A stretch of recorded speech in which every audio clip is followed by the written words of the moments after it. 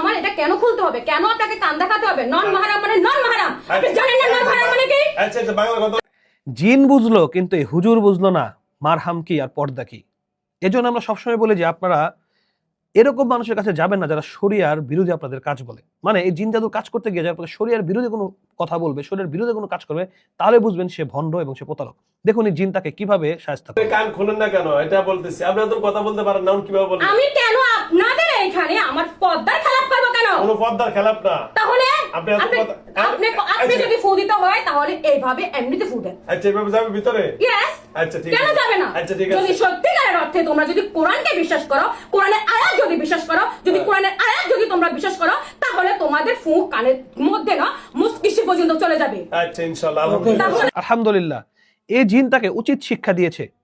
জিন হলো তার ভিতরে শরীয়তের জ্ঞান আছে যে এই পরপুরুষ তার জন্য মারহাম না, তার সামনে তার কান বা চেহারা খোলা যাবে না। এবং আমাদের মতো কিছু মানুষ আছে যারা আমরা তাদের কাছে যাই, আমরা নিজেরা শরীয়ত বুঝি না এবং তারা তাদের শরীয়তের কোনো ধার ধারে না, তাই আমরা এরকম লোকদের কাছে গিয়ে নিজেদের মান ইজ্জত টাকা পয়সা সবকিছুই খোয়ে থাকি। তাই বলবো একমাত্র বিধান হলো রুকিয়া শরিয়া, যেটা রুকিয়া শরিয়া আছে, যেটার মধ্যে শরিয়তের বিধান আছে, সেটাই হবে রুকিয়ার। এছাড়া এগুলো হলো গায়রে রুকিয়া শরিয়া, যা বিধান ইসলামের মধ্যে নেই। একটু দেখুন এই রোগটি কিন্তু পরপুরুষ এবং সে কিন্তু তার কানে ফুঁক দিতে যাচ্ছে, এতে কি বোঝা যাচ্ছে না এই লোকটির কাছে আপনার যাওয়া উচিত হয়নি? এবং এই জিন উচিত শিক্ষা দিয়ে দিয়েছে এবং তাদের লজ্জাটা কতটুকু দেখুন, তারা এই ভিডিও অনলাইনে ছেড়েছে। তাদের এতটুকু জ্ঞান নাই যে এই ভিডিও অনলাইনে ছাড়লে তাদের ভণ্ডামি ফাঁস হয়ে যাবে, যে তারা ইসলামের ধার ধারণা। এই লেবাসদের হুজুর থেকে আপনারা সাবধান, এই লেবাসদের কবিরাজ থেকে আপনারা সাবধান থাকবেন ইনশাআল্লাহ।